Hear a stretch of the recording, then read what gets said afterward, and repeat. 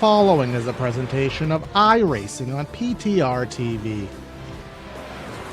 We'd like to thank all of our channel partners for their support.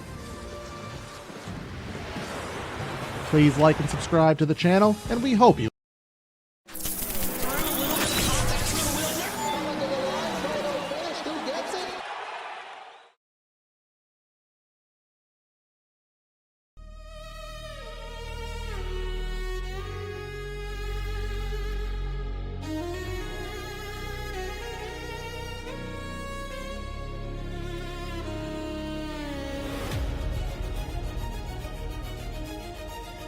From the high banks of Daytona all the way to the short tracks in Bristol, Tennessee, carnage galore throughout the high banks of Talladega, and then the carnage that ensued last week in North Wilkesboro. It all brings us to the Season 8 Truck Series finale here at Auto Club, where we will crown a champion. Will it be Cole Cabrey? Will it be Garrett Conrath? Will there be a surprise upset from Alex Chilcutt? Only time will tell after 95 laps here from the 2-mile D-shaped oval. Pour one out for Auto Club. It's the Area Truck Series Season 8 here on PTR TV. I'm Hunter Sleppy in the booth and in the truck doing all the camera work. Corey Silva. Corey, how's everything going? Well, sad to see the time be here, that it's the end of the season, but obviously looking forward to another good fight here. We saw absolutely fantastic racing last night, Hunter, in the Studio Temporary Cup Series there, as we did see Jake Nichols get himself another championship. But as I said, Cole Cabrey looking pretty here this season and into this race with a 15-point lead over Garrett Conrath. Conrath leading a lot of the season, but kind of faltering a little bit mid-late season. And then as you see there in yellow, everybody there is just going to need an absolute Hail Mary. But given what this track could be with the drafting, with the pack racing, if there is going to be a crazy set of circumstances, tonight in the Truck Series of all series is going to be where it could happen. Yeah, absolutely. Looking forward to this one. We had a great night of racing last night. We expect nothing less from tonight, especially the trucks. They usually get a little bit chaotic here. Kind of similar to Michigan, where it's going to be pretty much wide open, going to be pack racing. Should be fun. Looking through our past history, we have had a different winner each time we've been out here. The most recent one was our Season 7 champion, Garrett Conrath, en route to his championship run last season. He's looking to do that again, but like we mentioned, he's got to go ahead of Cole Cabrey. He's got a 15-point cushion heading into this one. Yeah, which is basically going to mean in a field of about 28 drivers or so at the time of this statement, that Cabrey's more or less going to need to finish outside of the top 20, I would say. Maybe top 18, Conrath get max points. Right now, Cole Cabrey going to be 6th on the pylon, and Garrett Conrath going to get to the stripe here with about 1:20 left. Of course, Auto Club around 2019 had that famous Cup qualifying session where nobody actually managed to run a lap there in that interesting format that to be. So let's see what Conrath is capable of doing. Zach Carr, top of the board preliminarily. Yeah, and it's going to be a real challenging one for some of these guys tonight on the team standing side of things. It's the last push to get your team up in the standings and in a profitable position. Looking throughout the team standings here, we've got, I just had it up and now it just went away. Now I have to bring it back up, but Low Dollar Racing, they've been at the top for quite some time. They have almost a 200-point gap ahead of Ironhead Motorsports, Zero IX, 609 Motorsports, Lucky Ducks in the top 5, and then Eagle Performance, VAC, Sleppy Motorsports, and LVV Racing from 9 on the grid. But Chilcutt looking pretty good. Not sure where. Lap didn't count. It did not count. Okay, well, He's had a pretty good season so far. He's looking to end it on a high note. Yeah, he must have slapped the wall there in qualifying. And in the trend that the Truck Series has had here this season, we do have an absolute laundry list of penalties. In fact, it's more simple to say who will get to keep their starting position than who actually has the penalties. So we'll see that all, of course, on the grid. But we do want to thank everyone for tuning in here to PTR TV for the Truck Series finale. As we head to warm up, like, share, comment, subscribe, all that fun stuff. Join us in our YouTube chat. Of course, thanks Lucky Ducks for the super chat over there. And if you're on Twitch, again, do all the fun things there on the Twitch side. And you can subscribe for just this last month, help the league out in its endeavors to take into 2027 there on the Area iRacing Twitch. But a couple minutes of warm up. We do have a slightly shorter race, under 95 laps, so probably going to be about a one-stopper, but tires were not a big deal last night. Will be very interesting to see how these Goodyears on the trucks react here tonight at Fontana. I mean, for the most part, we had Cole Hooper stay out, and for a solid lap, he was leading, and then he fell down to 10th on the next one, so kind of depends where you're at, but I'm really looking to see how these trucks are going to handle tonight. It's probably going to be somewhat similar to pack racing. And the trucks, we know how chaotic they've been this year. I mean, we had an astounding 15 yellows last week out of North Wilkesboro. Don't think we'll get that many here tonight, but they like to be in bang, to say the very least. I don't even know if the mathematics would allow 15, but let's just say I don't want to vouch to see if it is indeed possible here. Brad Slaughter on the screen here. You have a lot of drivers here, of course, not eligible for the championship. Slaughter did get a win on the season, but you have a lot of drivers in with alternate goals here on the day, just trying to end the season on a positive note. And the driver that I point to that quite heavily to is Travis Beckner, still trying to get a win here on the season. You have Ryan Swan, 6th in the standings, looking to get a win on the season. Cody Dempster looking to get the goose egg cracked here today, because, of course, it's a long off season, but if you can come into today, Hunter, win the race, it's just going to make that off season feel a lot brighter knowing that you ended on a high.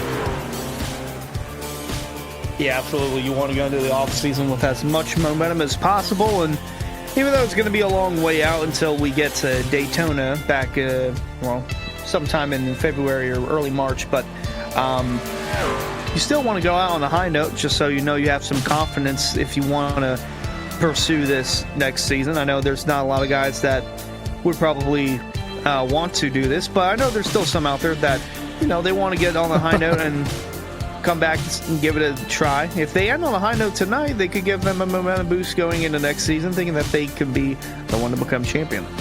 Did you just say, Hunter, you don't know how many people are going to want to do this? Is that an implication that the Truck Series is a little rough and tumble around the edges? Oh, no, I just mean there's different drivers that some come for one season, some stay for more than one season. It just all depends on their preference. Okay.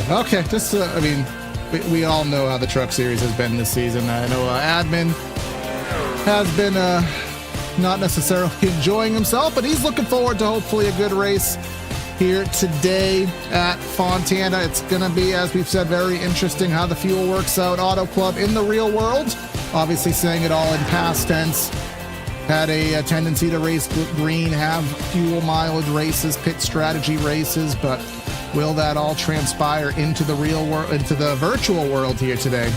Well, we'll find out in about a minute's time, as we, of course, will head down for that CentralMobileHomesInc.com starting lineup. Head to CentralMobileHomesInc.com. Check out the trailers, floor plans, shed designs, all of which you can get there in Florida, in Clewiston, Sebring, Okeechobee, at CentralMobileHomesInc.com. All the partners here that have been with Area for many cases, multiple seasons, but just about a minute more warm-up. Any other storylines outside of the championship picture you're going to be focused on tonight, Hunter? I'm going to be biased, but I'm going to be looking for my guys at Sleppy Motorsports to end on a high note and get the best results they can. I mean, it's been a phenomenal season with Ryan Swan getting into the playoffs, or in the chase in our opening year. Jacob Bell, he's done a phenomenal job. Chris Seidenfein as well. Jeff Wilson, our reserve driver. Joseph Swan as well. Just everyone that's made this possible. It's been fun. Something new for me to try out. Didn't think I'd be doing a lot of truck races, but schedule has changed quite a bit throughout the season. So glad I got to see some of the races here and see my guys give it their all. Absolutely.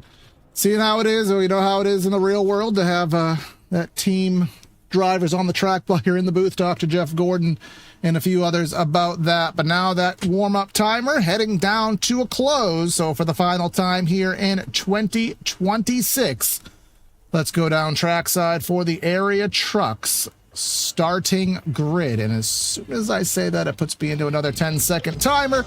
But here we go. Finally, the session switch over, and let's go over the starting grid. Starting today's race off from P1, going to be Zach Carr, 41.35. Jacob Harbor, it's going to be outside with the 41.4. Then we find Brad Slaughter, Ryan Nowicki, great spot for him there in P4. Fifth is Travis Beckner trying to get that last second win on the season, as is Cody Dempster in sixth. Cole Cabry trying to bring that championship home in seventh. Brian Knoll in eighth. And then Hayden Swank and the boss man in 10th, Jacob Bell. And then Grant Brown will find in the 11th spot. Chris Seidenfeinen going to roll off in P12. 13th will be Garrett Conrath, our defending truck champ, looking to go back-to-back in championships. Next to him will be Ben Pierce in 14th. 15th will find the 55 of Josh Parrish. Next to him, the 20 of Ryan Swan in 16th. 17th, Bryce Senesac in the 09, making his 301st area start. Last night was his 300th. Kyle Taub in the number 18, gonna roll, or in the 56, gonna roll off 18th, and then Jalen Handcamp and Zachary Nerney in the next row. And let's round out our grid of 26 trucks here this evening. Joseph Swan and Alex Chilcutt. I mean, remember, he disqualified, but his lap did not count.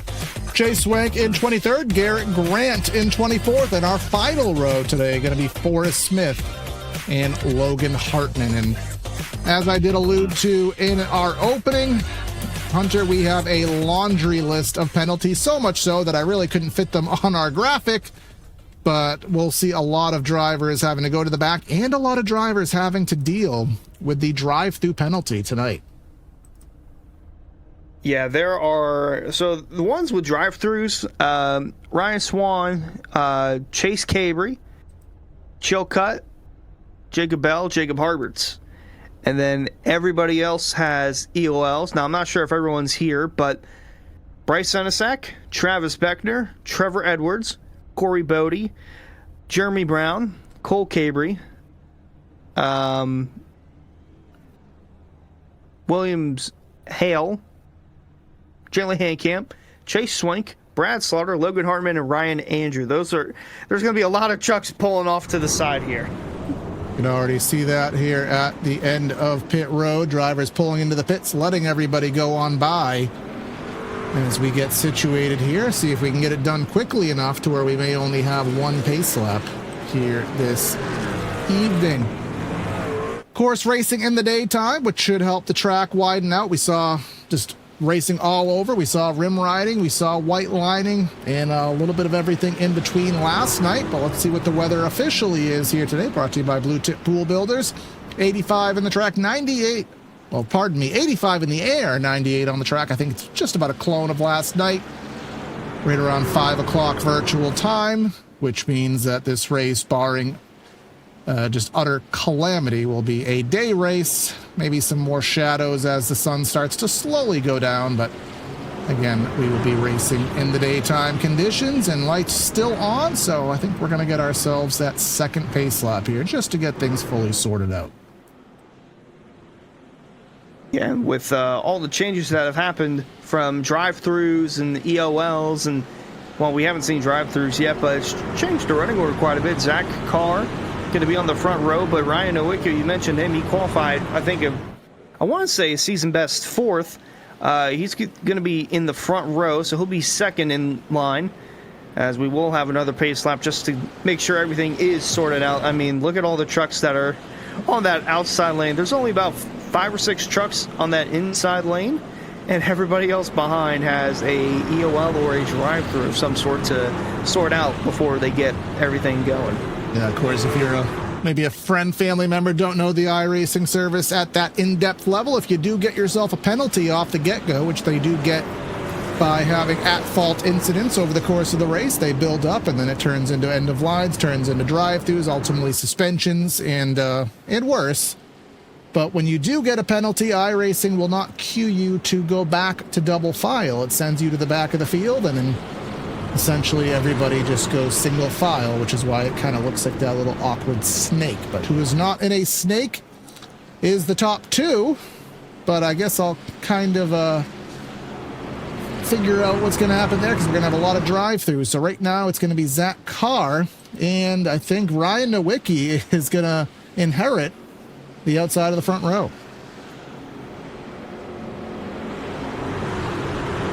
Absolutely will. And now a track like this, where it's not necessarily Daytona or Talladega, but they will be bunched up. They will be pack racing, but I would assume it'll be the same as the Cup race that we had last night, where the longer the run goes on, the more spread out these guys will get. Now, we did have a good pack of cars that stayed up front and battled for the lead, but only time will tell here. We have 95 laps slated for us here from Auto Club. Pour one out, the track no more, but it still lives on through the sim. And in Season 8 of the Area Truck Series, we are green from Auto Club. Already seeing them fan out here as for the final time in 2026. We'll dive off into turn number 1 here, getting a race underway. And Zach Carr has the whole shot into the corner. Nowicki to the outside. Already see somebody all the way 4 wide rocking the fence. As again, those drivers with the EOLs trying to make up time very quickly. Yeah, doing the best they can, and then those trucks that are in the back, we'll see them pull off one by one, assuming they're all going to serve their drive-through penalty at the same time. Let's see what happens if anybody is going to peel off here on the front straightaway this time through. They do have 3 laps to heed to their black flags, but as you can see, a lot of them choosing to do it now. Got to get to that 55 speed. Can't pit, just drive right through the pits, blend on the track. As we saw last night, you should stay on the lead lap by about maybe 5 to 8 seconds, hoping for a caution to get bunched back up. But we're still seeing them double file. Somebody, a blue truck back there, made some contact to the wall. I think that may have been the 65 of Ben Pierce, little contact on the backstretch. But up front, here we go. Hayden Swank trying to go to the inside. He finished well last week at North Wilkesboro, trying to do a little bit better here tonight. Yeah, want to end the season with a win. He was so close to doing so a week ago, but to no avail. He'll give it his all here with over 90 laps remaining here from Auto Club. Just trying to chase Zach Carr. Rolling through 1 and 2. A lot of these guys starting to spread out towards the middle, towards the outside, the inside. Guys trying to find whatever lane they can. Seidenfeld on the bottom. Thought he was 3 wide. Going to settle in line behind Cody Dempster, another chaser. These non-chase drivers are scattered throughout the top 10, but all being led by Zach Carr. Oh, Seidenfeld washed up the track into Cody Dempster there. We saw that happen a few times last night. Travis Beckner hitting the wall. We're 4 wide. We're 5 wide. Right in front of Garrett Conrad. That was unreal how they didn't wreck. And let's not count our chickens or be too definitive, because we still are 4 wide and looking for 5. Forrest Smith all the way up there. This is a recipe for disaster there. Forrest Smith having some connectivity issues here. And again, we're 4 laps in. You'd think it's already lap 93. Yeah, I mean, that's just how wild Auto Club is. I mean, you can just run anywhere and can be as wide and as loose as they can be and still keep going straight. I mean, that was phenomenal. Oh, my goodness. They're still trying to save it down there on the bottom. I think that was Ryan Nowicki in the 74 that almost lost it, but kept it straight.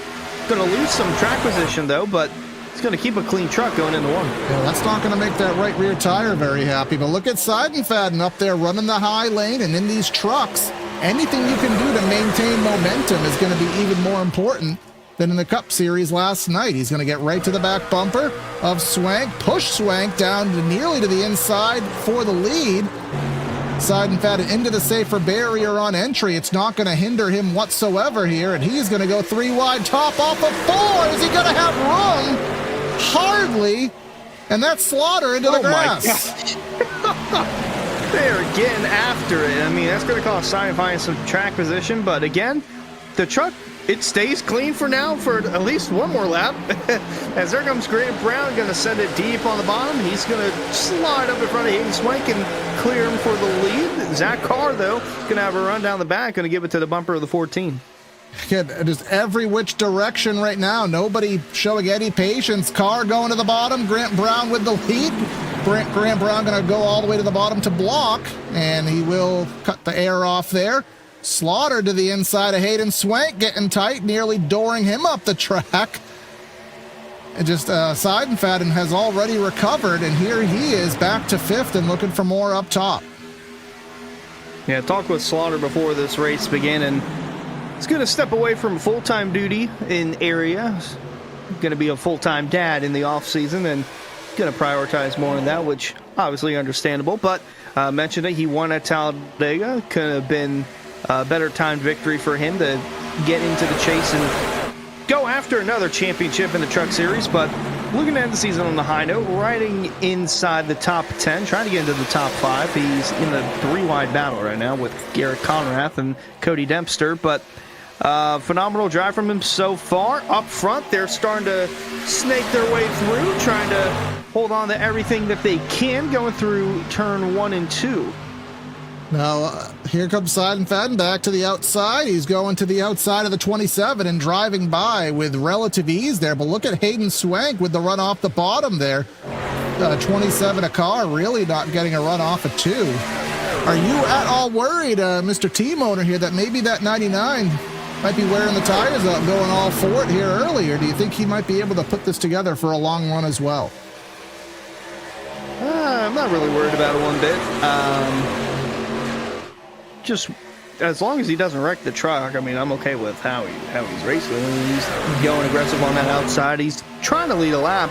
He's been so close to doing so over the course of this race, but he's finally getting the rhythm going, and that 99 truck back to catching the 14 of Grant Brown. But he'll have some work cut out for him, as there's a lot of guys behind him trying to get around Zach Carr, Hayden Swank door to door. Garrett Conrath, mentioned him. He's going after the championship inside the top 5. That 49 truck continues to climb up on the leaderboard. And someone who we haven't talked about all the way almost 10 laps in, we haven't talked about our champion. Well, I can't say to be, but our potential champion, our likely champion, I'll even go as far to say that, Cole Cabry. He is going for the cautious route here today. He knows what's at stake. He knows what could happen right in front of him. And completely against everything we know about Cole Cabry, he's just cruising and riding. I mean, this is just, he must be absolutely fighting his inner self, because you know he wants to get in there and battle. Yeah, but there's always a bigger picture at the end of the day, and that bigger picture is the championship that's at stake for him. So, and I mean, I don't blame them. They've been 3 wide, 4 wide, 5 wide, wrecking loose, coming out of the turns for quite some time in the early portions of this race. But yeah, bigger picture at stake for Cole Cabry, running in the back of this pack here. Is, again, they're fanning out all over the front stretch, and the runs they get going into the turns, it's what fans these trucks out so wide. Nerdy into the wall. Nerdy into exactly the wall. What I'm talking about. Noel and Nowicki meeting doors there. And if you're Cole Cabry, I mean, now the Hornet's Nest has come back to him. Now they're 3 wide directly in front. So does he have to pull the parachute even harder? But who's not pulling the parachute right now is Garrett Conrath. And I think if the race was to magically end now, with the difference between the two, I wouldn't be surprised if Garrett Conrath would actually be the champion. But I don't think Cole Cabry is going to stay back there in 20th this whole time through. But Beckner's up there, Conrath up there, Grant Brown still hanging on over that 99 of Seidenfaden here. We're 12 laps in, and just as a reference, we're already seeing more fall off than we did last night, Hunter. 12 laps in, we're already down about a second and a tenth. Well, 3 wide coming out of turn 2. I was going to say Travis Beckner. He's been flying throughout the field in the early portions of this event. He's 3 wide low going into turn 3. Seinfeld on the outside. Carr in the middle. He's going to try and slide up. He's not really clear. That's treacherous waters. They're treading through turn 4. Seinfeld's going to get a piece of the wall. They're wrecking in the back. It's the 65 of Ben Pierce, and the 55 of Parrish is going for a slide in the grass. And we do stay green all the while they manage to wreck off of the track in the grass, and whenever they wreck off of the track, Barney just kind of turns a blind eye to it. You can see Pierce into Senesac there off of 4, and I don't think there was too much collateral damage for any of those drivers, just some agricultural work there. And luckily with the State of Auto Club, I don't think the landscaper crew needs any help because they don't bother landscaping the track anymore. But Travis Beckner has got by the 99, who's now to the top of the 27 is Zach Carr, who, as we said, with that long run pace now coming in, seeing the fall off, we may start seeing the comers and goers. Yeah, very well could be the case. We're getting to that part of the run. Some guys are starting to make their way up throughout the top 10 again. Some guys are on their way towards the back. There's a good look at right in the middle of that, Zachary Nerney in the 66 truck running inside the top 10. Having a good showing so far. Up 11 on the day, and I guess if you want some coffee, there's a good promo code for you. Look into that outside lane. They're not going all the way up to the wall, and I think that's just kind of a tendency of the truck. There's just not enough power to really warrant going all the way up there, but maybe that'll change later in the race. But right now, the 56 Taub getting to the top with the push and trying to see where it will go. But now Travis Beckner, he is right to the rear of Grant Brown. And just behind that, Conrath and Seidenfen, so Grant Brown's lead may be short-lived.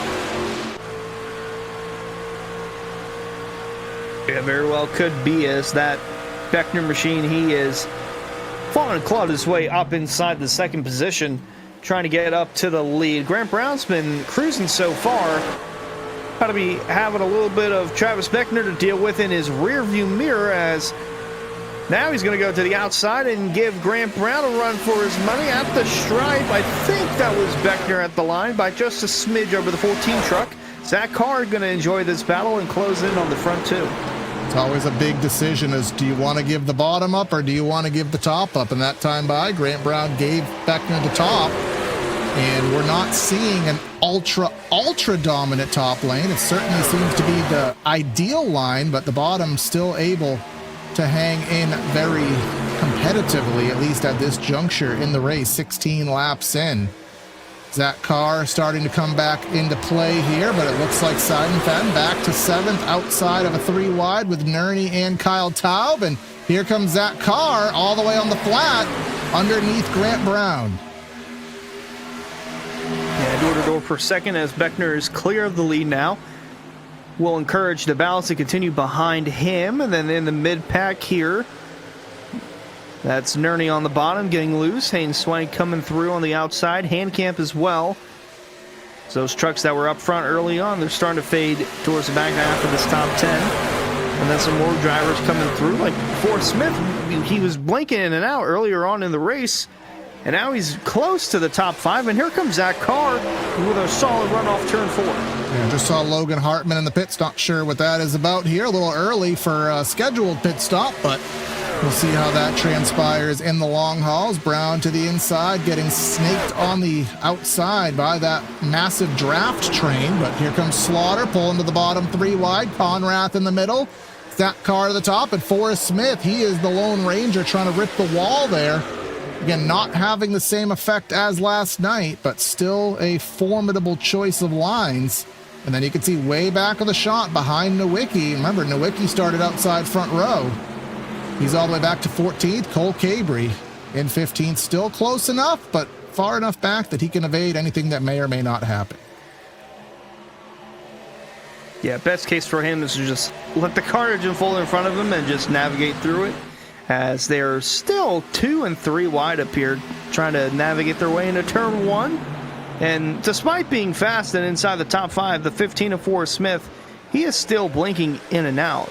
But that speed has carried him inside the top 5 as the run has progressed. That truck has gotten better. And is in a 3 wide battle now. Slaughter and Handcamp are the two that are getting around him. And I don't think we mentioned it yet, but the draft plays such an important role here, especially down the straightaways. If you're not in that main lane, if you're not in that main lane on the backstretch or even on the front stretch here, you're kind of screwed, and you're going to be on the downward spiral. Yeah, we saw already a couple drivers to the inside just get freight trained all the way by that draft line, and then you blend back in, and here we go 3 wide for the lead, and we'll be interrupted by our first caution of the race, and it is Bryce Senesac. The Zero Nueve truck has spun on the front stretch. Oh, with some help. Well, I think he may have been the help. To the bottom, and he just kind of blended up in front of the 71 of Chase Swank there, and it looks as though, was that Ben Pierce? Yeah, Ben Pierce also got some residual contact there, and it looks like Swank may have got through relatively cleanly. All right, well, that was fun. While it lasted, almost 20 laps on that run. I would assume all these guys are going to come in pit road and get some fresh rubber on their trucks, as we've had our first yellow of the night on lap 20. Travis Beckner, to me, it seemed like was the better truck inside that front few trucks, I want to say. Garrett Conrath, though, I mean, he's driven up to the top 2 from where he started. Now, then again, a lot of drivers that had EOLs and drive-thrus and whatnot also played a part of that, but he drove his way slowly but surely up inside that top 5, and needing a solid run here to possibly go back-to-back and win the championship. But we'll have to get through pit road A-OK here. Don't want to overslide, don't want to speed, don't want to get into anyone. It's been rare this season, but I think we've had an instance or two of contact on pit road. Yep, but of course the speeding penalty system a couple weeks ago was strictened up, for lack there of better terminology, so can't go a mile an hour over that limit or it will bite you. I learned from experience the other day, actually getting behind the wheel for the first time in quite some time. But here we go. Whoa! Who was that? Nerney, I think that was. Did a massive power slide into his box. And no, that's Forrest Smith going backward. Okay, that's not on, that wasn't on my bingo card, but it was of interest here. But let's see who wins the race off pit road.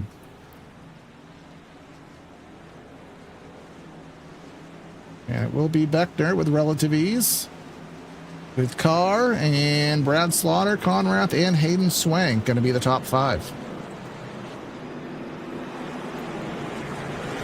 All right. Do we want to embarrass Forrest Smith and watch that over again? Well, I actually didn't see it, so I have no clue how that occurred. All right, well, the answer is yes, we are going to embarrass him. Let's see what happened to the 15 there. All seems normal. Did he have help? Oh, he did not have help. But it's not, in the words of Chris Daughtry, it's not over. That's not even his pit box either. Yeah, he slid into the wrong pits. The legality of this, I'm not quite sure of. And then he's doing donuts trying to get situated. Yes, that stall right there. Yeah, so he overshot by 2 boxes and eventually finally got in his box. And as someone who was in and around the top 10, he's going to now be shotgun back there in about 20th. But luckily, if you're going to make a big mistake, better to do it early than late. Yeah, still over 70 laps here, so a lot of time to recoup and get everything back going in the right direction for him. And I mean, we know he has a capable truck. He drove inside the top 5. Not sure if he wasn't blinking on pit road, but I know connection has been an issue for him, at least in tonight's race so far. It has been, and well, hopefully it does not last too much longer. Worth noting, because I don't think we have made it known, the admin calling that a racing deal, so nobody getting any penalty points for that cause of caution. Just due to a couple reasons that admin didn't feel comfortable with, and of course the penalties that are awarded here tonight, they will carry over, I believe, from what you said, Hunter, into 2027 if those drivers do return to the series.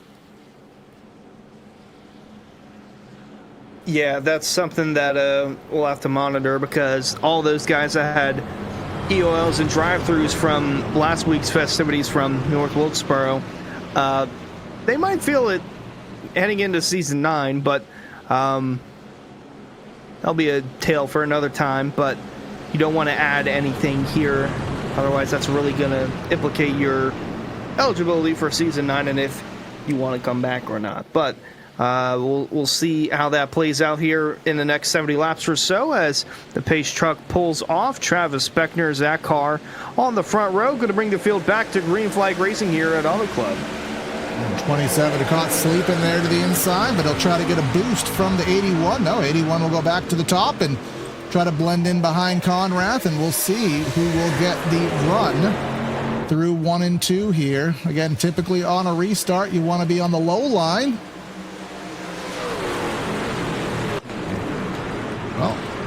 Oh my God, is that two sponsor vehicles? Is that the admin and a sponsor truck getting in a wreck? Well, that's not good for PR. Oh. So we'll get one more look. It was Chilka there. They seem to kind of meet in the middle. Oh, no. So they met in the middle. I'll give it to admin there to see what happened, but then Jacob Bell not really having knowing where to go, which can't really blame him for, but that will quickly put us under our second caution of the day.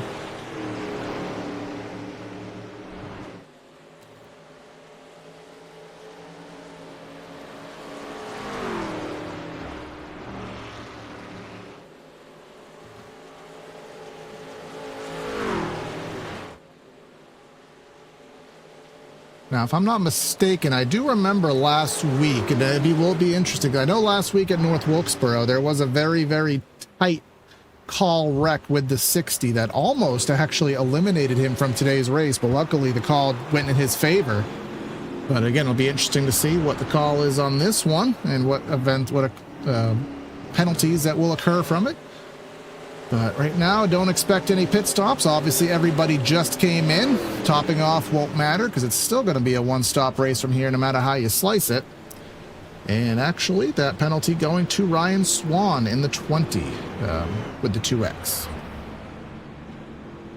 Yeah, so he entered with four incident points, so now he is at 6. Which is the probation for the rest of the season, so for the last 70 laps of the year. And a suspension for 1 week now. I'm curious if that suspension will carry over into Daytona, because if that's the case, then that's really going to put a damper on his mood. Yeah, well, what won't put a damper on his mood is his sponsor, Rick's Hot Sauce, which you can, of course, check out at rickshotsauce.com. Get all their cool flavors, Lokahatchee Classic, Golden Garlic, Palm Beach Pineapple, and South Beach Heat. And, of course, we congratulate Sebastian Marin, who won that Rookie of the Year $100 prize in last night's Cup Series race, rickshotsauce.com.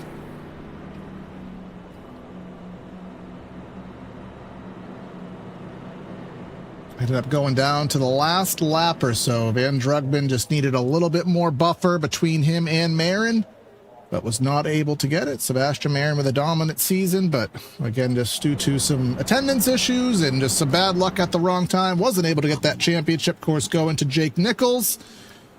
Jake Nichols will try, I can't remember off the top of my head where the Florida State Builders Pro Series race is, but I know him and Scioli, I believe, are in vague contention for that title, so you can catch that on Thursday, as we still have tonight and Thursday to decide a championships on, but we have about, 68 laps to go, and I believe it is Beckner.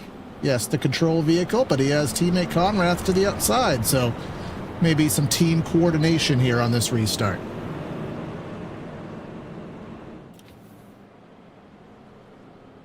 Very well could be the case for Beckner and Conrath, and heading into tonight, it was Garrett Conrath that was chasing Cole Cabry for the points lead, 15 points back heading into this one. So an update, I mean, Conrath is going to be restarting on the front row in second. Chase Cabry, Chase Cabry's brother, Cole Cabry, is back in 18th, which is something to monitor, considering the gap heading into this one was 15 points. So just them being that far apart alone is a little bit unsettling for K-Ray, at least I would be. But there's still plenty of laps left in this one. Now, Garrett Conrath, if he does lead a lap, that's a bonus point. I don't think K-Ray has led one, him being as conservative as he is in this race so far. But if Conrath leads a lap, big bonus point for him, could play crucial into deciding the Season 8 champion.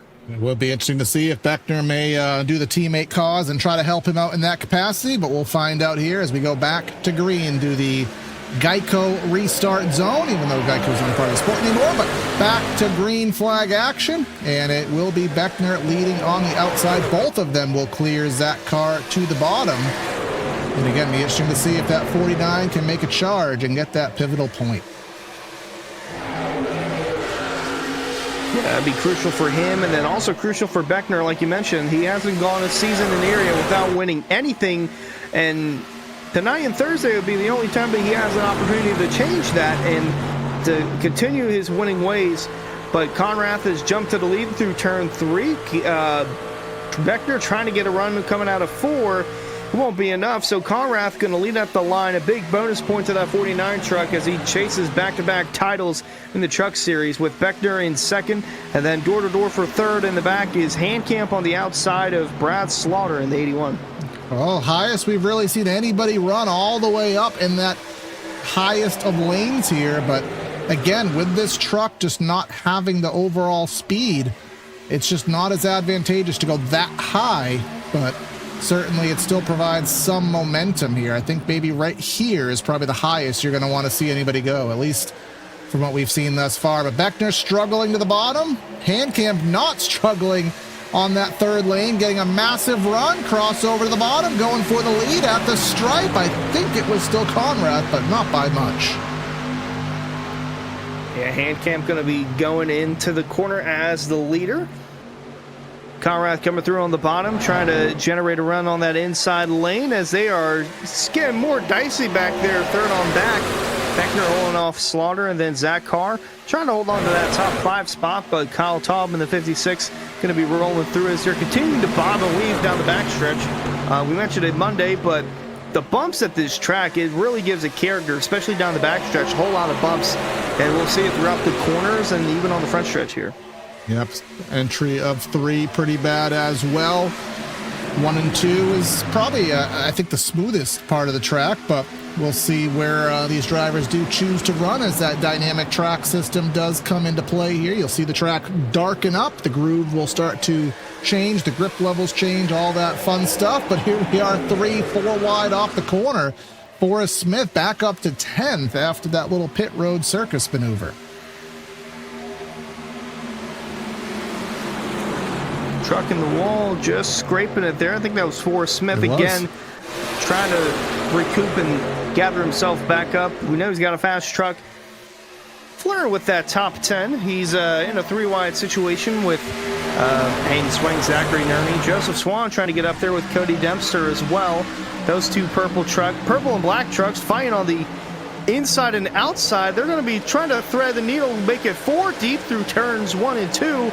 That's going to be real tight as they're going to make contact between Swank and Swan. They're continuing to touch fenders coming out of 2. And this is outside the top 10, or actually, this is right in the top 10, 9th, 10th, and 11th on the racetrack. Yeah, it's just encompassing about 5 to 7 positions. Many drivers are involved, but Handcamp up by 2/10. Here comes Kyle Taub to the outside of Brad Slaughter, and not much help down there on that inside lane right now. Now I believe it's just Chilcutt down there, and then he falls back into that massive wad of vehicles. And again, worth noting, this is the lowest Cole Cabrey has been today, all the way back in 23rd. If the race ended now, he would not be the champion. He is perhaps even out of the draft, but that's going to be a good thing. Yeah, they're wrecking down the back, and the multitude of trucks spinning. So yellows come out. They're still trying to corral it. Jacob Bell missing a left front fender out of that deal. Let's see, I saw him being 4 wide, and I saw him being 4 wide with Ryan Swan, so it's not a good day to be an area sponsor. Grant Brown up the track. No, it was the 55. Oh, wait. There was just so much happening. there was so much happening that I was looking at the wrong sequence. I thought it was the 55. So the 55 definitely had a wiggle, but that wasn't the wreck.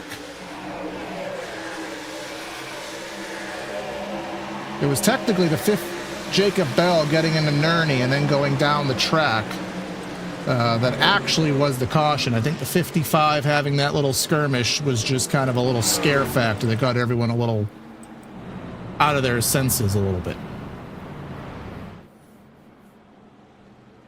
It'll be interesting to see what admin does call. Just calling it a racing deal. But he's going to say he's going to look at it later just to get a more in-depth call on it. But for the time being, it's just going to be a racing deal. We shouldn't have much in the way of strategy. Well, actually, we do have a lot in the way of strategy here. Some drivers so indecisive they're in the grass. As we've been on the racetrack for 12 laps. Again, we've seen fall off around 1.1 second to 1.3 seconds. 4 sets of tires to play with. This will be the second set for some. And it looks like the top, what is it, top 14 or so stayed on the track, I think.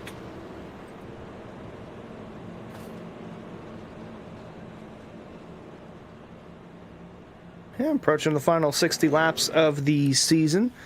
I do agree with the call, though, because it seemed like there were way too many moving pieces in that to pin it on someone, at least right then and there. So, something to keep an eye on for later after this one's all said and done. But for the meantime, the yellow is out. Handcamp is the leader. Had some differing strategies for those heading into pit road, and then those that are obviously back in to repair damage. So the top 12, they have all stayed out. 13th on back, they have come in and made a pit stop for at least something, whether that's 2 tires, 4 tires, damage repair, whatever the case may be. Chilcutt, Hayden Swank, they're leading the group. Cody Dempster, Swan, believe repairing damage, as is other drivers in the field. I think we only have, I want to say 22. There's 22 trucks on the lead lap. Not sure if Chase Swank and Ben Pierce are still in our lobby, but they are multiple laps down. Swank and Hartman officially out of the... they've already packed up and left the raceway. Ben Pierce has... he is 5 laps down, but still on the track. So attrition-wise, with more attrition, I think if we get attrition to maybe like down to 18 trucks on the track, I think that more or less would solidify it for Cole. Because eventually we will hit a point where there won't be enough bonus points for Conrath to get, but we are not at that point yet. And if anybody has a question as to why that 54 is laying back, you saw it live. We were on board with him while the whole back straightaway got wadded up. He had enough time to back off. He had enough time to find a solid place to be and keep that 54 solid. But as I said earlier, it's against everything in his DNA to do this. And again, looking at that big picture, looking at the trophy, the check, all the glory that comes with a championship. But you know he's going to try to fight for it a little bit later in the race.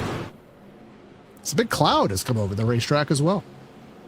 It's been like this for the last few laps or so. I'm curious as to why and how, but it's just a very ominous look on the now defunct Auto Club Speedway.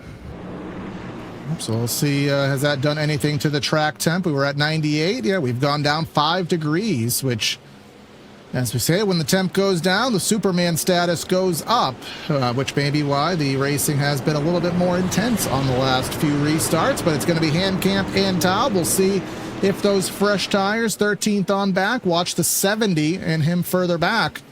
Will those fresh tires have a meaningful factor? Well, we're on the loud pedal and we'll find out. Handcamp getting a good restart going as the fields will slowly start to spread their wings and fan out through 1 and 2, but the 67 of Handcamp looking to keep the 49 of Garrett Conrath behind him as Kyle Taub and Beckner do battle for third down the back. Beckner going back up to the top of the track, and I see the 70 of Hayden Swank in the middle of a sandwich of sorts. He's got Ryan Swan, he's got Dempster to the inside, and here we go, blending up 4 wide, 3 wide. And just look at the run he's got off the top. It gets tight off of turn 4, but he has enough grip. It's a very good power move by Ryan Swan to go up to P12. He is now the highest on fresh tires. And he was caught up in that last incident as well, so probably some damage repair to make that truck a little bit better, as he's door to door with his brother Joseph back there, right on the cusp of that top 10 spot. Him and Zachary Nerney are right up there in the mix for that top 10. Nerney in the 66. Forrest Smith, again, he has had a crazy day having that connectivity issues. And there goes Swan, power surge to the bottom of the track, goes up, clears himself in front of the 18. 18 had to stomp on the binders. And there's Hayden Swank in the 70 all the way to the bottom. You can see Seidenfeld and Nowicki 3 wide further back, as Handcamp will continue to enjoy a very thin lead over Conrath. And then side by side, Taub and Beckner. And then look at Forrest Smith ripping the top. Yeah, continue to flex his muscle on that outside lane as they're getting bottlenecked coming down the backstretch. Brad Slaughter and the Kyle Taub trying to get a run going with Forrest Smith behind, and they're working their way around Travis Beckner as the battle for 5th will heat up. That 20 is working his way through the middle again. Fresh tires definitely matter here as he has worked his way inside the top 10. He's trying to make his way to the top 5, maybe even try to go even further than that, but we'll have to settle in line here on this outside lane. Again, if you're not in this top lane and you're 2 wide, 3 wide, you're really going nowhere. The outside lane is just so pivotal to the momentum you carry through the turn, and it propels you down the straightaway. So really looking to get in a solid showing, as Hayden Swank in the 70 is also making his presence felt in the top 10. And he was in a precarious position, was the 70, because right in front of him, Forrest Smith, I believe, just had another blink, and that was a little bit of a scary moment. But there's Swan really trying to squeeze a gap. Doesn't quite exist there, but sorts things through. The 70 of Swank, again, he's also on fresh. He's trying to follow Ryan Swan up through the field. Let's here we go for the lead. Here comes Conrath. Yeah, Conrath has jumped up in front of Brad Slaughter and Jalen Handcamp as they continue to do battle. Chris Seidenfeld up in the wall back there. Not sure what happened there. I saw that he was pushing someone through 1 and 2, but maybe pushed a little too hard and was just rim right in that outside lane. We'll have to take a look at that, because he just appeared out of nowhere in our picture. Oh yeah, he had that wall laid rolling, and he just literally put it on the fence to try to make space, but unfortunately ran out of room there. But that's putting Nebraska homies on the dash there. It's a good driver to have in the saddle. As another good driver to have in the saddle right now is Ryan Swan. He's driven up to the race lead. The tire strategy has worked for the time being. You can see the little bit of damage to the left side of that truck, but it is not doing anything right now except setting Rick's hot sauce sail, I think maybe for the first time this season. I think he's been in the lead at some point this season, as there's a little tire smoke there, I believe from the 70 of Hayden Swank, but those that definitely pitted under that last yellow, they are working their way towards the front of this field. I mean, we're seeing it with Ryan Swan. Hayden Swank is up there. Chris Seidenfeld, he got on the wall a good bit through 1 and 2. He is still working his way to get inside that top 5. It's that 99. It seems like he's just pushing someone at some point throughout the front stretch there, but that 99 truck is flying through, and it's really showing with the new tires. Yeah, just imagine if this was like a local dirt track race on passing points. I think that 99 might have the maximum number of them thus far, as they're 4 trucks strong with a huge push. But Parrish, Steph Curry deep from distance there, and he made it stick and managed to gain about 5 spots. Now we're beating and banging off of 4. Managed to survive, but Hayden Swank down to the flat. Swan pinching him down low. This is for the race lead with Seidenfeld into the top 3 wide. I would say those two had a moment coming out of turn 4, and it's what's led to everyone bunched up again. Seidenfeld on the outside, Josh Parrish on the inside. By the way, this top 4, they all pitted under that last yellow, so their tires, it's brought them to the front, and they are getting crazy with the moves that they're making with Garrett Conrath right in the middle of all this, the oldest of which on the 22-lap tire strategy, but Haynes Swank, Seinfeld trying to break away from everybody. Swan clear of third. Door for fourth. Now it's Parrish and Beckner. As we're almost wrecking. One truck, now we are wrecking. Big hit on the front stretch. That's Forrest Smith. And the caution is not out. Wait for it to come out. It's still not out. He's off the tracks. I mean, again, we've talked about algorithmic cautions all season, and I just, believe it or not, yeah, he was not.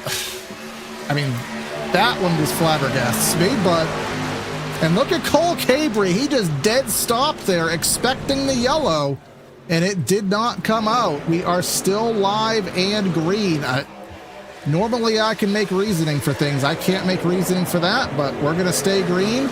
Oh, that is Grant Brown in the 14. He is a lap truck, I do believe. I don't see him on the top of our pylon. He's 10 laps down. So for some reason, we missed something that happened to him.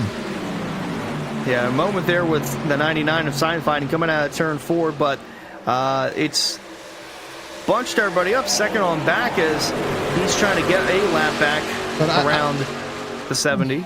We do have two. What is with Forrest Smith and pit stops today? I'm not sure if he didn't have help getting on the pit road there.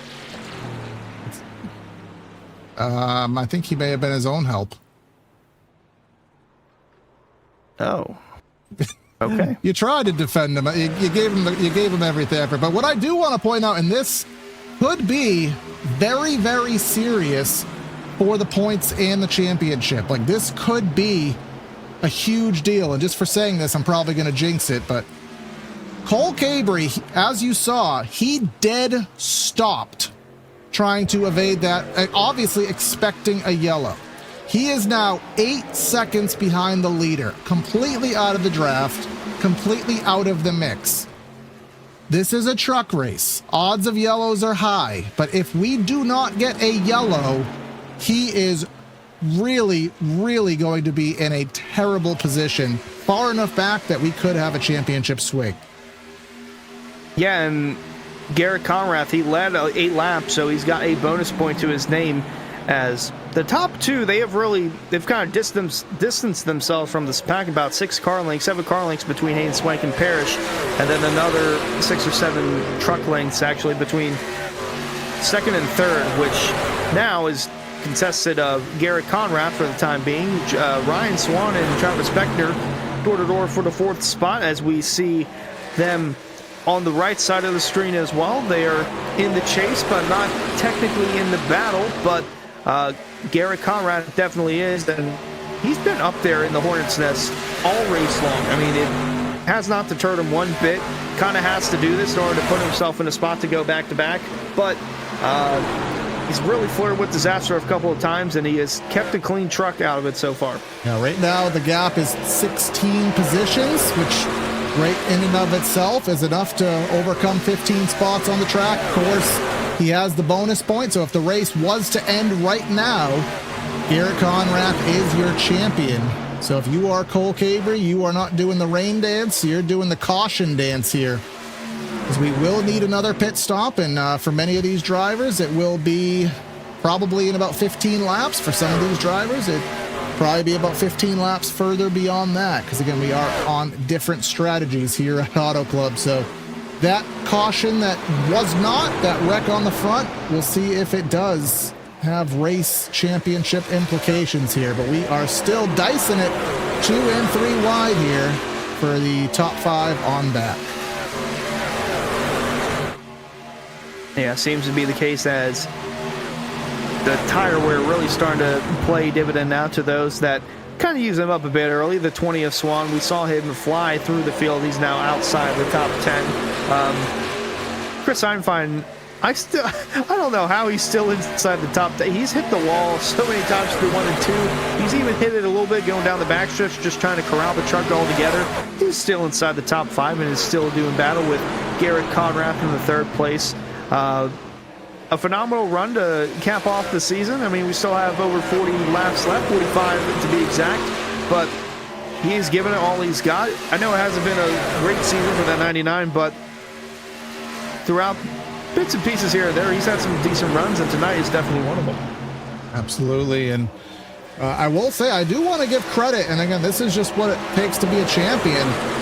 Garrett, well, he's into the wall there. Don't let me go a little too far with the compliments, but he has, remember, he's one of the drivers that stayed out. Garrett Conrad, 30 lap tires compared to 17 for the rest. And he is still in the top 5-ish, although he's slowly decaying here as Dempster to the inside and Slaughter to the inside further of that.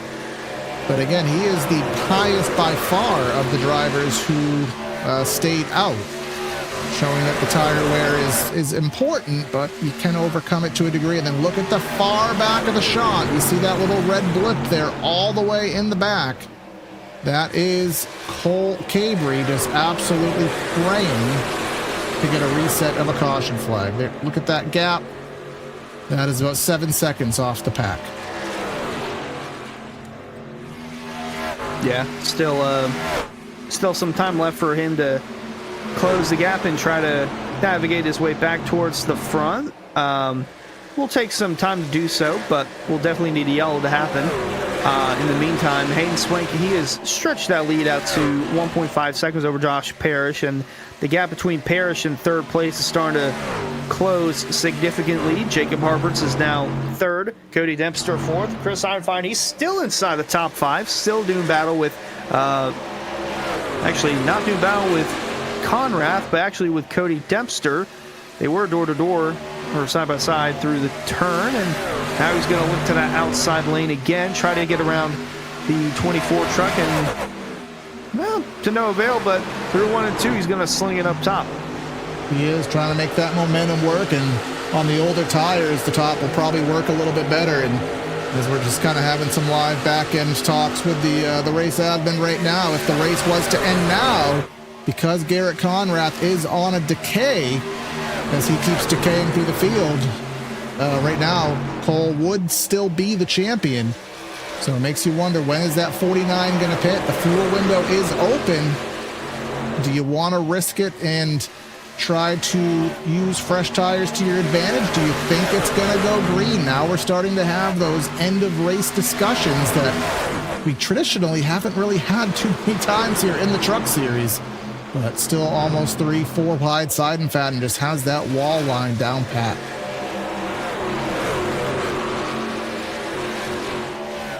Yeah, looking through and still doing battle inside the top 5. Actually, this little gaggle up here is starting to do battle even more. Harberts and Dempster actually have gone around Josh Parrish in the 55 truck, so it seems like the tires are fading from the 55's point of view. The 80 and the 24, they ran laps faster than our leader last time through. We'll see what they do with an updated picture here, and it is significantly better, about 3/10 quicker, 2-3 quicker than the 70. So the tires from those that came up through the field, they're really starting to fade now, especially the 70 of Hayden Swank. His gap was almost 2 seconds at one point. It is now 1.2 seconds, and it's still rising, but the 80 and the 24, they're getting closer and closer to him. You know, last time through, about 0.3 of a second faster, and again, we see a lot. We've seen already long run versus short run, but it has been pretty rare to be able to actually break out of the pack, as Hayden Swank has. Then we have the trio of the 80, the 24, the 55, and we have a duo. So this is really the most spread out we've been. And, you know, I just don't want to jinx it. But with every lap that goes by, the more spread out we get, the more increasing odds are that this may have a green flag flare, maybe even a green flag pit stop. At this 3 wide, Nerney and Nowicki. Remember, Nowicki started outside front row and had some good running early, but now back to the 13 spot. There goes Alex Chilcutt, Nerney, Bryce Senesac. He was around at one point in the race, but has that thing repaired and up to speed. Yeah, you saw those on this race. He's been close to that top 15 or inside that top 15 threshold for a good portion of this event. He's been around some Calamity. Don't think he's been caught up in Calamity, but he's doing the best he can to have a solid finish to cap off a season for him. We're making contact with none other than Garrett Conrath and Kyle Taub. They touched going through turn 2.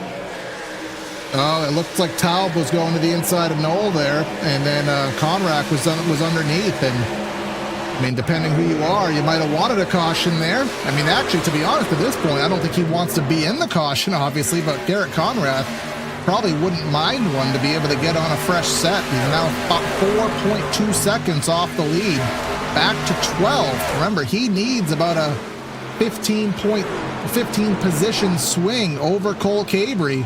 Cole Cabry is last on the lead lap now, but with every lap that goes by, Garrett Conrath is falling into those same clutches to where it's not going to mean anything in the championship swing.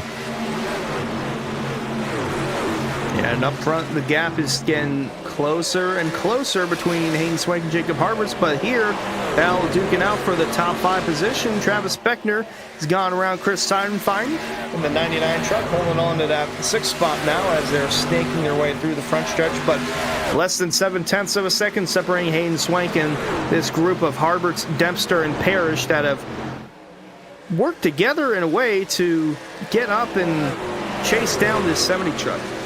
Absolutely. We talked to Hayden Swank last week after his podium run at North Wilkesboro, and he says he has the confidence that he should be one of the drivers to compete for the championship. He knows he can go for wins, and, you know, for a myriad of reasons, just hasn't been able to have the consistency this season that he wants or put it in victory lane. But he said he thinks he can do it. He thought he could do it tonight. So far, so good. And we do have the first pit stop of the day under green. That is Brian Noel in the 7. And we'll see. I mean, he was outside of the top 10, but who will this bring in? Will this start the chain of pit stops? Oh, absolutely will, but who else will follow suit? I think it's a game of, well, we have different strategies, but those that have stayed out the longest, they're waiting to see who's going to go first because you want to be the last of those to make your stop. Just seeing how effective tire wear is, especially in the short runs. So, but those that pitted earlier, they can go about 10 to 15 laps more than those that are on the 39, I want to say 39 laps. No, yep. 40. We've crossed the 40 lap threshold now for those guys that have stayed out the longest. Like Travis Beckner would be the leader of that group. Zach Carr, Brad Slaughter, Handcamp, and Conrath in that top 10, all 40 lap old tires. Yes, indeed the case, but up front in the fresh tire battle, which is the battle for the lead, Harberts with the push there from Cody Dempster will take the lead. Hayden Swank to the outside, side by side still for second here, as that is Parrish kissing the fence here off of the corner. This time through, nobody peeling it into the pit, staying on the track, so it's just the 7 that has broken the ice rather, or the egg, whatever you want to break, to head into the pits here. Here is the big gaggle for the remainder of the top 10. Garrett Conrath back to 10th. And again, if you're joined late, Cole Cabry with the championship lead. He's gone very cautious here today. Basically stopped to evade a caution flag that never came out, and now he's lost all of his track position and just banking that Garrett Conrath does not make any serious headway. But Conrath, he was 4 seconds back, Hunter. He's clawed it back to 3. So he is making some late run charge here, as we do have some more pit stops. Yeah, Travis Beckner, Brad Slaughter coming in to make their final stop of the night. 32 laps to go in this one from Auto Club as we are looking to crown a champion here. Now, don't think any of our championship contenders, at least at the moment, they're not in contention for the win. Last night, Jake Nichols, he won the championship and won the race even in this new format, so don't necessarily need to win the race to win the championship, but Conrath is in 6th right now, and we've talked about Cole Cabry for a good portion of this race where he's just biding his time in the back. He's 16th at the moment. He stayed out of harm's way, and at a track like this where they have been 3, 4, and 5 wide at times and wrecking loose, it's certainly a strategy that has worked for Cabry up to this moment as more drivers are making pit stops. And we're just waiting for a first draw, first blood here. We looked at the fall off. They're right at 2 seconds. So that will certainly amount to something here. Beckner there blending to the inside. Again, he's going to want to get up and on the lead lap as quickly as possible, just in case a caution does come out, and we'll see the comers and goers, and it will certainly be more noticeable tonight than last night. And last night we only had about a second to fall off in the Cup car, but 2 seconds here in the truck. We'll really see Beckner through 1 and 2 and how quickly he can pick these drivers off.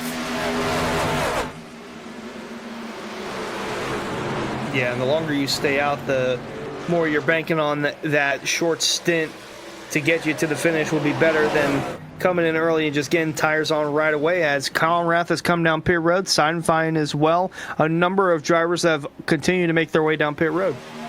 And here comes Beckner to get back on the lead lap along with, well, not too far back from here. Brian Knoll, he did get his lap back. And then it'll be Brad Slaughter working through. And here comes Harbert. Here comes Cody Dempster. Here comes Parrish. Hayden Swank staying on the track for another lap. Is that a good call? Well, it's going to have to be because that's the call he made. And at this point, it's more or less the field who has completed their stops. Jacob Bell staying on the track, Ryan Swan, and then, of course, Harberts, they'll reset once they exit their box, but they are actively in the pits right now. Just top 3 waiting for their stops.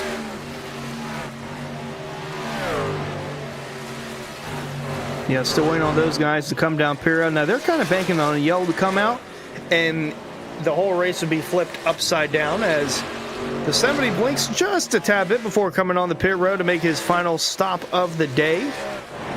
Jacob Bell is going to stay out for a lap, get a bonus point there for leading. The 20 of Swan, he's going to hit the wall and avoid hitting the pit wall. He's going to keep going straight.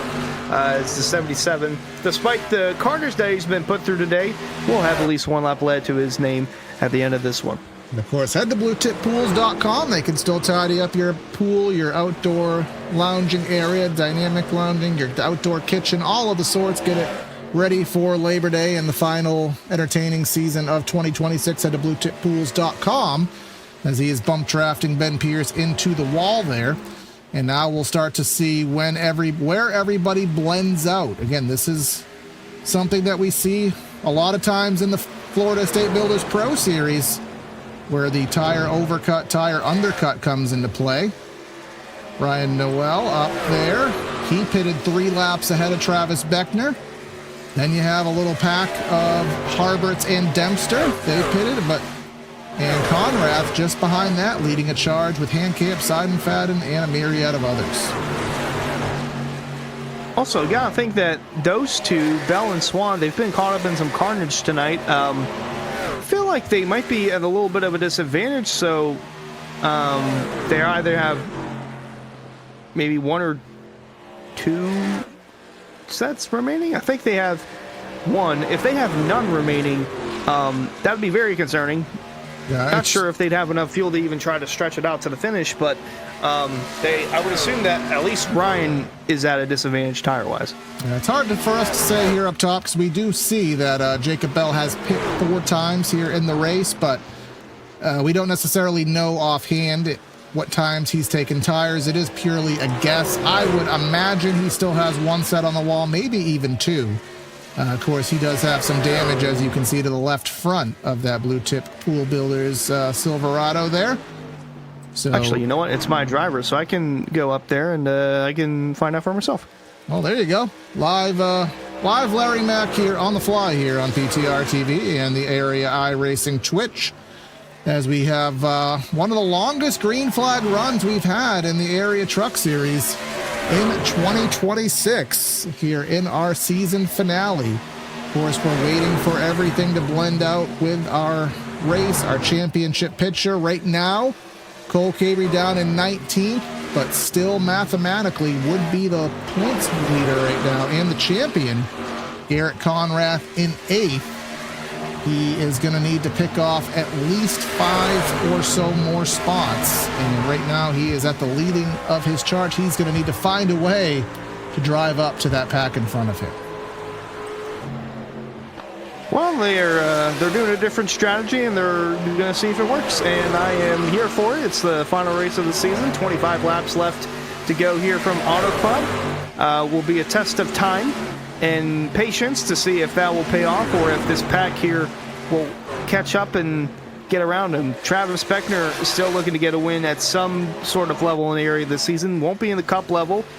Can still find a way in the truck level to solidify that. Brad Slaughter going to be pushing him through 1 and 2, or actually going into the corner. But Brad, he's got to win at Talladega. Oh, hello, Jacob Harbert's in the 80. Thought he was going to get underneath there, but to no avail. But Travis Beckner still looking for a win in the area in Season 8. Yeah, I know I brought it up last night, but did you say he has never gone a winless area season? I don't know if we fully divulged into the stat book that deeply, but... Yeah, I took a look at it. Season 1, I thought he didn't have anything, but he definitely did. And then I know Seasons 2, 3, and 4, he had some wins on the road courses, and he's won at least one event in Seasons 5, 6, and 7. But nothing so far in Season 8. Yeah, of course, I always go back to 2008 when Jeff Gordon had his first winless season, and that was so depressing. But here comes what will be the battle for the lead if the 77 and 20 strategy doesn't work. Harbert's to the inside with Brad Slaughter and then Cody Dempster all at it. But here comes Bell, here comes Swan. This will be the reset. They have pulled through in the white flag, so to speak. And they are the last of those to pit, so now the lead will cycle to the 28 of Travis Beckner with just over 20 laps remaining here from Auto Club. Brad Slaughter on the outside. Meanwhile, inside, it's Jacob Harberts and Cody Dempster that are bump drafting going into turns 1 and 2. The 7 of Brian Noel, the one of the first drivers to come down and make his pit stop, cycled up inside the top 5. He is treading this group, this pack of trucks that are... Well, I don't want to say they're kind of 2v2ing or anything like that, but the 28's getting more help from the 81, and then the 24 is getting more help from the 80, or actually the 80's getting help from the 24, but now they're going to be door-to-door for second coming out of 4. And the 7 trying to tag on to the draft there. He is just farther back, but this is all music to the pack back here. They are being methodical. They're running single file. They're racing as a team, essentially, to try to gain, and they are doing that. They are only about, say, 1.5 seconds. Let's just pull up the graphic here. That'll tell us the definitive. Jalen Handcamp to Brian Noel is about 2.3 seconds. Actually, not even 1.3 seconds. So that is obviously good news for Garrett Conrath, because if they can get up there, he may be able to drive his way close enough to the front where we may have ourselves a championship switcheroni here with 20 laps to go, and we're going to have ourselves a lead switcheroni here. Contact Beckner and Harberts down the front. Yeah, really trained paint there on the front stretch, but the 80 giving it his all, going through 1 and 2. Travis Beckner not giving up on the outside just yet. He's going to have to keep his foot in it if he wants to have a shot here. And meanwhile, Cody Dempster going to give a bump to the number 80 of Harberts. They're really low. This is about as low as they've been on the racetrack. Heading into turn 3, they're almost 3 wide for the lead. Beckner going to be on the outside of Dempster. He's going to keep his truck rolling on the outside as the 80 goes to block. They're going to be 3 wide for the lead as Beckner taps the wall. Dempster is going to lead at the stripe, but it's getting real dicey up here for the front 4. Yeah, Beckner literally had to turn right, entering in through the center of turn 3 there as the 80 washed him up the track, kissed the wall, but luckily was able to minimize the damage, minimize the track position loss there. And you can see that 7, he has fallen back, whether intentionally or not, to the second pack. Probably not intentionally. But now, again, this is a bridge of sorts to try to connect both of these packs together. And let's just remind ourselves where everyone stands on their tire cycle here. And the top 2, you can see slightly fresher tires. Beckner, 3-lap older tires. Maybe that's starting to show a little bit here, but the driver with the freshest, Hayden Swank, he pitted last. He's in 8th and is hoping that they can somehow catch that lead pack.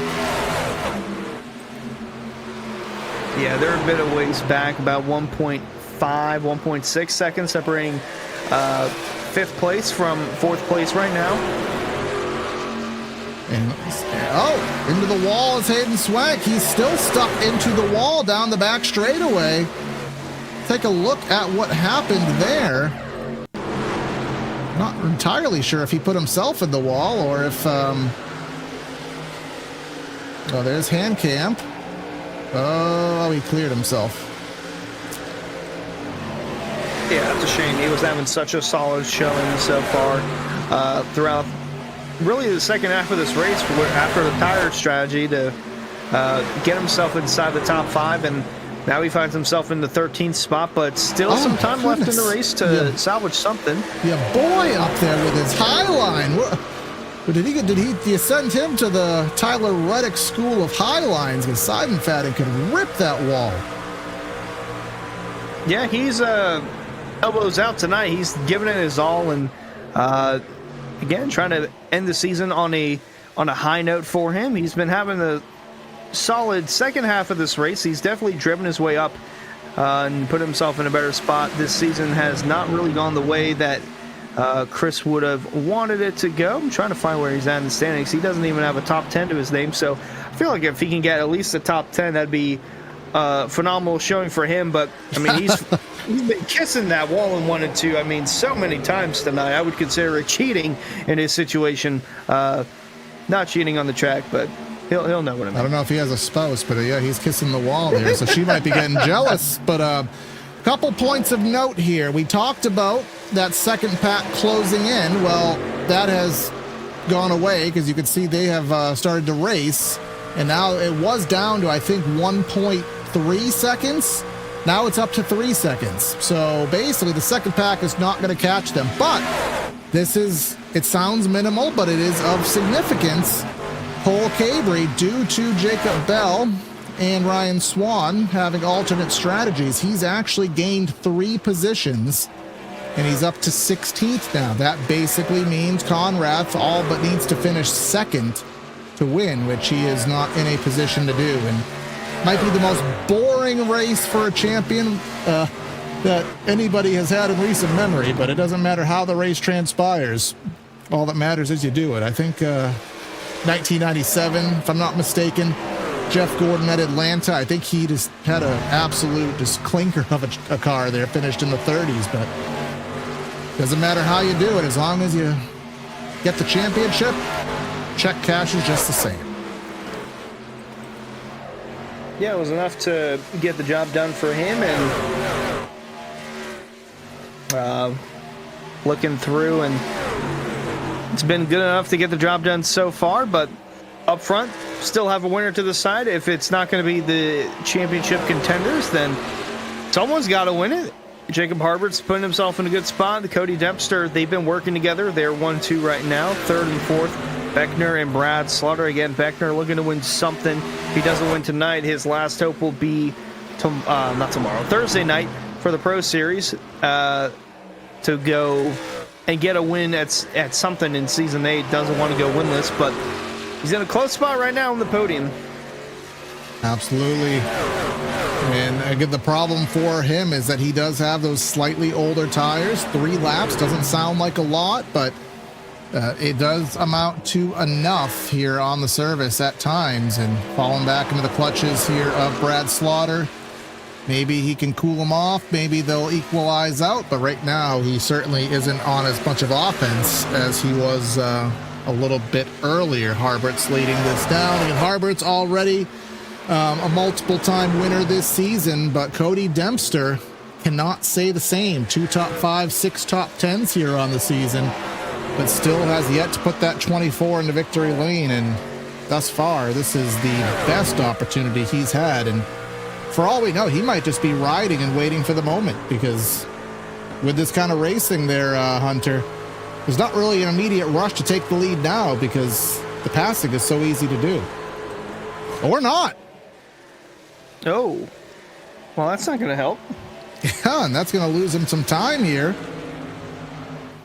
But we'll see if he can get it back, because, I mean, once you fall to about 5/10 back, the draft is not as powerful, and then you're not as easy to get right back up to the bumper unless you just really have that pace. So we'll see if he can eat back into that gap. But as soon as I'm giving him praise, Cody Dempster with a big slide off the corner.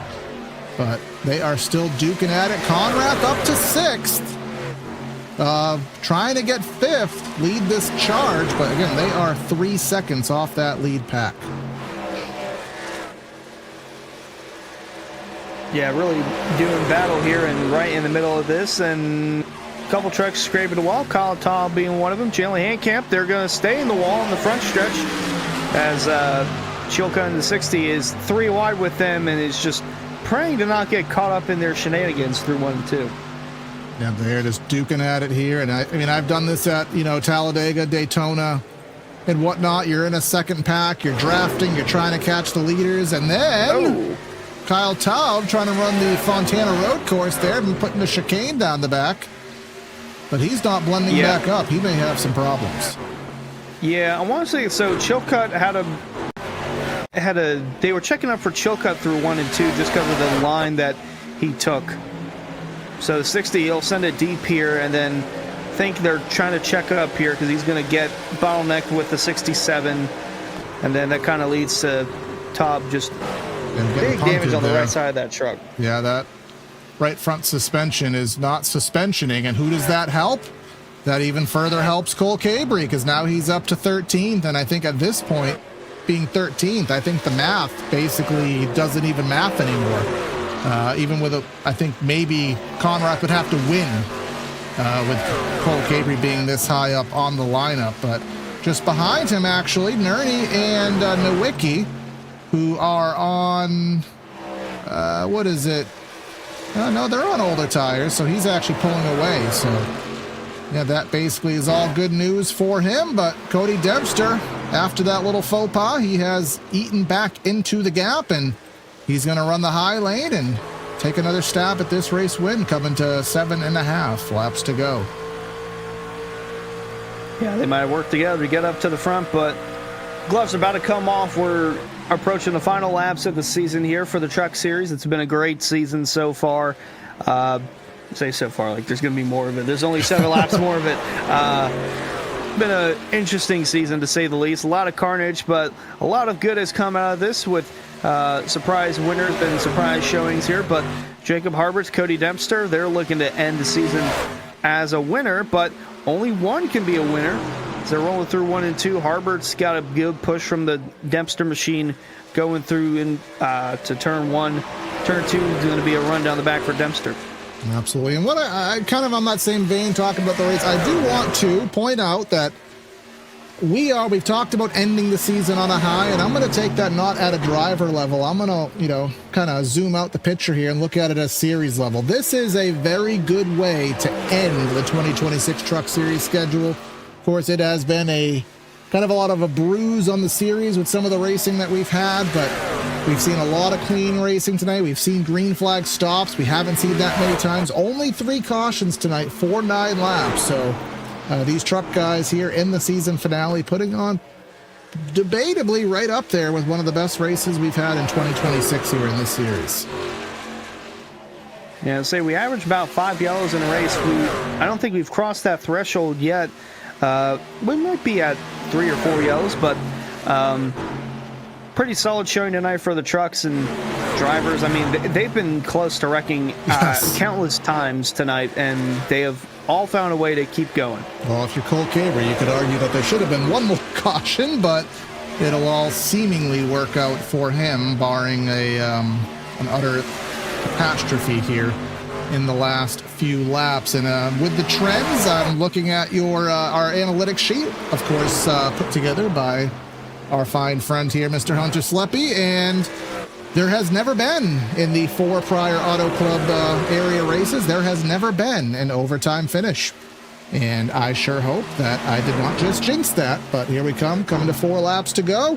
3 trucks have a chance at it, and Beckner, even on those old tires, he's found new life here. He has closed back in. Slaughter has fallen off the pack. Yeah, but his best bet is to let these 2 go at it for the win, because if he tries to make a move on Dempster and it ends up backfiring, he's going to lose time to the leader. But Dempster is going to look low now on Harberts. They're going to be door-to-door for the lead, and this is exactly what Beckner needs. He needs these 2 to battle in order to have a shot at winning, and it's going to be close, but Beckner's going to give a push to Jacob Harberts down the backstretch, and now Dempster's going to settle in 3rd. as Travis Beckner moves one spot closer to possibly ending the season with a win. Although Harberts is looking to pull away, Dempster's trying to look low, but Beckner's going to have a little bit of a run through turn 4. Coming across the stripe, it'll be 3 laps to go. I'm very shocked that Harberts gave him the top. Here's the momentum to the bottom of the track. I would have thought he would have squeezed up to the wall, but he has enough momentum. He should be able to clear, I do believe. It's going to be utterly close, but will Harberts be able to cross over here on the exit of 2 as we come down the back? 2.5 laps to go. Harberts has a little bit of a run, but not enough. I don't think he'll have a charge into 3. He's going to look low, and Beckner's trying to mirror drive as best as he can to keep that 80 behind him. And now Dempster's going to look to the outside.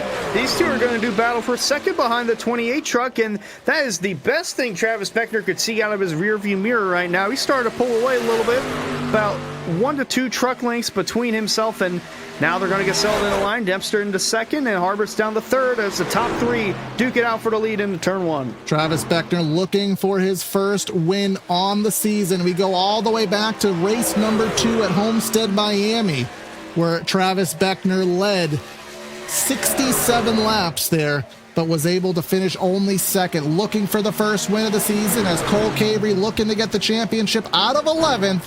We're going to come down here through 3 and 4, Hunter, for the final lap in the 2026 Area Truck Series season.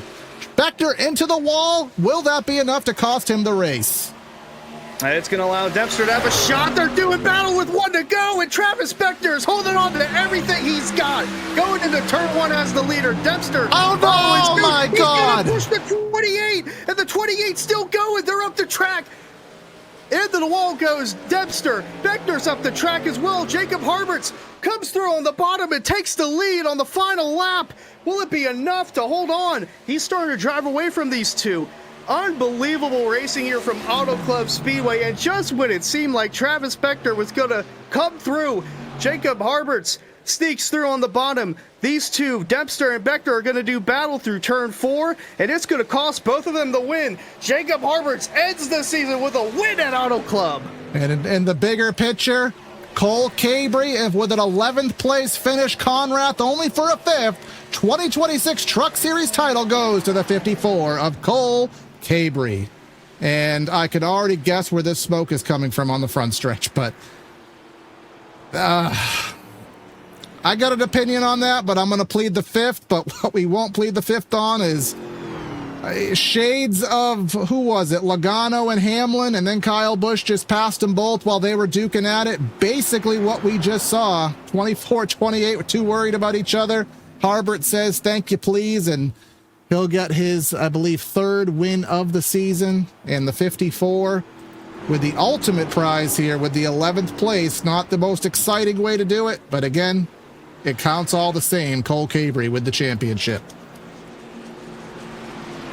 Phenomenal season for Cole Cabrey. He kind of played this race as conservative as you can be, stayed away from all the carnage, backed away from everything that was happening, and I mean, it worked out in his favor. There were times where it seemed like it really wasn't going to be the strategy to come through and become a champion at it, because Garrett Conrath, he entered the night at a disadvantage of 15 points heading into this one, and he did everything that he could to give a battle to Cole Cabrey, but it just wasn't enough. The points were too much for him to overcome, and the track really didn't go into his favor. But Cole Cabrey comes through as the champion, and then on top of that, Jacob Harberts steals one here at Auto Club. He settled back in the 3rd and let the Dempster and Beckner battle go on, and those two almost wrecked. He scooted by on the bottom and gets through with the win. Brad Slaughter with a top 5 finish. Same with Zach Carr. Garrett Conrath comes home in 6th. Josh Parrish, Alex Chilcutt, Jalen Hankamp, Chris Seinfein round out the top 10. All right, and Seinfein, first top 10 of the season here in the finale. Second page of results. Cole Cabrey, our champion. Again, it wasn't entertaining for him, but it all works out. The conservative run gets him the 11th, Senesac 12th. Nowicki started outside pole, back to 13th. Noel and Nerney. Jacob Bell, Ryan Swan, they were on that alternate strat. Didn't work out for them. Hayden Swank was competitive till he hit that wall. Pierce and Swan, and then the final page of results here. as follows. Forrest Smith, obviously he was fun to watch. Grant Brown, don't know what happened to him. He was quick earlier in the race. But we will head right to victory lane with Jacob Harberts. And Jacob getting the win. I said it was shades of Logano and Hamlin, and then Kyle Busch just wrapped him on the outside while they were duking at it. Seems like basically how you got it there. Just tell me about what you saw out of that windshield and how you pulled it off. Really, it was all about my tire advantage the whole night. At the beginning of that green flag run, I actually pit for tires because I was involved in that caution and slid all the way down the back stretch. So my tires were pretty cooked, came down and took 4, and that really played in my favor. You know, even being in the back, had that tire advantage. It took me quite a while to get through the field still, just with all the draft and dirty air, but you know, once I got there, I couldn't break away. The draft was definitely strong, you know, to keep up with people, and even as you saw there at the end, we had some battles.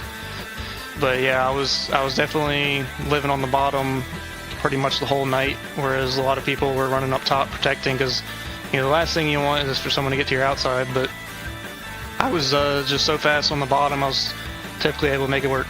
Absolutely. And of course you had a season here with some good moments, some not so good moments, but you got 3 wins on the season. 9th is where you finished, but that's not necessarily your full tail on the season. I mean, where do you look forward to in the future with the 2027 season probably coming around the corner? What are you going to be doing in the meantime as we look forward to the next season of Area? I'm not too sure yet. I was really mainly eyeing just running the Cup Series next year. But we'll see. You know, I'll change my mind, I'm sure, by then. Who knows? I could be running all 3. Well, we'll look forward to seeing whatever comes in the future, man. Congrats on an exciting win here, 3rd on the season. Any final words before we let you celebrate? Yeah, I'd like to thank 609 Motorsports for the charter all season, Connor, and for letting me run. I know we didn't really have the best season as a team, unfortunately, but I gave it all I had every week and brought 3 wins to the team. So I'd say overall it was pretty solid for my first season. Absolutely, man. It was indeed, and we'll see what the future brings, but a great job wrapping things up tonight. We'll talk to you. Thank you, guys. And he certainly gave it everything in the kitchen sink, but it'll settle for a second. Cody Dempster with Hunter. Yeah, a phenomenal finish, Cody. You and Jacob, you had a good run there again up to the front, and then at some point a winner had to be decided. Take me through your thoughts on that final lap, the move with Travis Beckner. You guys were slicing and dicing, and ultimately led to contact in turn 1. Yeah, it was just, all about positioning, right? Like, very early on, I got damaged very early in the race. So it was all about, I knew you had to be in a good position at the end. You had to save your stuff. And I thought I had a really good truck there at the end. I was really trying hard not to put any stress on my stuff. And I finally got a good run off of 4, come to the white flag. Beckner got the fence, and I tried to fake low, then fake high, and we caught bumpers, and when he went to block me to the high, we caught bumpers, and it got us all out of shape. And then I tried to get to the outside again, and he went to block high. So as I went to go block low, he faded back low with me, and I just tagged him. I was like, okay, maybe we can salvage something here. And we just, we salvaged second. Harberts was just kind of in the catbird seat there. So, that's just, at the end of the day, I think it just comes down to hard racing. It's, we're fighting for the win. It's the last race of the year, and, you can't be too upset about it. We all finished. We all have mostly clean trucks, and it was fun to cap off the year. Yeah, and that finish led you to go up a couple spots in the point standings, so you end the season 6th in the standings, 3 top 5, 7 top 10s to your name. Is there any chance we'll see you come around for season 9 of the Area Truck Series? And how's the off season going to be treating you? We'll see. It all just comes down to time. I'd like to come back, maybe if it's not the Truck Series, go to the B car or the Cup car. I'd like to come back in Area in some way, shape, or form. It's a heck of a good time. We have our moments where we struggle as a series, but all in all, it just ends up being fun at the end of the day. I plan on coming back. It's just a matter of what way, shape, or form. All right. Well, congrats on the podium finish, and have a good off season. Thank you, guys. I appreciate all that you do in the broadcast booth. Thank you. And now with the championship here today, and then we'll get to Travis Beckner down in third. We'll head to our champion here in 2026, Cole Cabrey, getting the Area Truck Series title. Now, man, it obviously was not probably how you had it envisioned there, just putting around, the caution that didn't come out, just kind of hoping Conrath didn't get the points, but it all came together in the end. How's it feeling, man? Yeah, for sure. Once that yellow didn't come out, I was kind of in a uh-oh situation. I knew I needed to be like 15 spots or top 15 to be close to P1. So I knew if I could get somewhere there near there, I would be okay. But I was really hoping for a yellow just to race it out, because I'm not the type to just ride it out. I kind of wanted to get up there in the mix and send it 3 wide like I usually do. But so cool to get the championship, and yeah, just super pumped. Yeah, absolutely. And I was saying that, I said it as much on air. I'm like, this must be eating Cole alive inside to be conservative and just putting in the back, because just knowing how you are. But you saw it come. You saw the fruits of the labor. You saw that huge wreck down the backstretch, and you would have been in it if you were in there in the mix. So was that more confidence that was going to be the strategy here today, just to play it easy? Yeah, the guys in Discord were telling me, just take it easy. We don't need this one. But just like you said, that's not the way I like to play it. If I could just give this race up, I would, because I was so bored. But I guess the boys were right, and it worked out in my favor in the end. And yeah, I just want to give it up to the whole shop crew and Jinx. Trevor, Jacob was actually helping us there at the end. Just everyone. It's been a long season, and I've been through a lot of ups and downs in it, and a lot of EOL penalties. So to come out on top is pretty sick in my first ever area season. So pumped on that, and we're ready to go. Absolutely. So obviously with the off season, I mean, area probably coming back 2027 at some point. Where are we going to see you here in the sim world in the meantime? Well, we'll be racing the short tracks where we're usually fond of the SARA series, so that's my go-to. So hopefully we can come back in either Xfinity or Cup if we can find a ride, and yeah, can continue this little stretch we're on. Absolutely, man. Any final words, final shouts for your 2026 title run? For sure, just definitely area, David, you guys, Corey and Hunter, and everyone that puts in time in this deal for us to come out here and be broadcasted and do what we enjoy on a Tuesday evening. So just super blessed and excited to see what the future holds. Absolutely, man. Congrats. Go celebrate, and hopefully we'll be catching you next year. I appreciate it, man.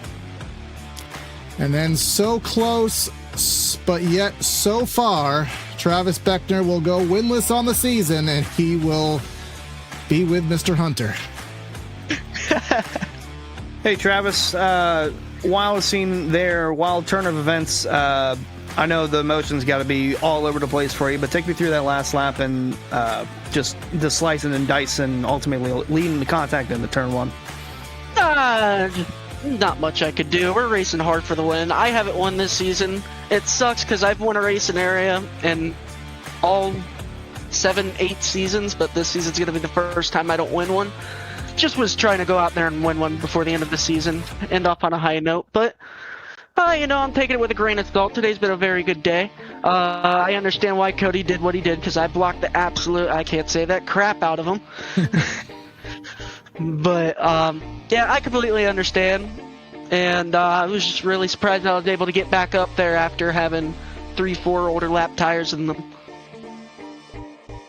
Well, you did get a podium finish out of the day, and then looking at the points side of things, you didn't get the win, but you finished 4th in the standings with 4 top 5s, 9 top 10s to your name. I know the off season's going to be treating you busy with Hendrick County Motorsports Park, but I gotta ask, is there a chance we'll see you come back in Season 9? You will 100% see me coming back in Season 9 and bringing low-dollar racing back. All right, music to the ears of the Beckner family and the Beckner faithful down there. Congrats on the podium, and congrats on a solid season.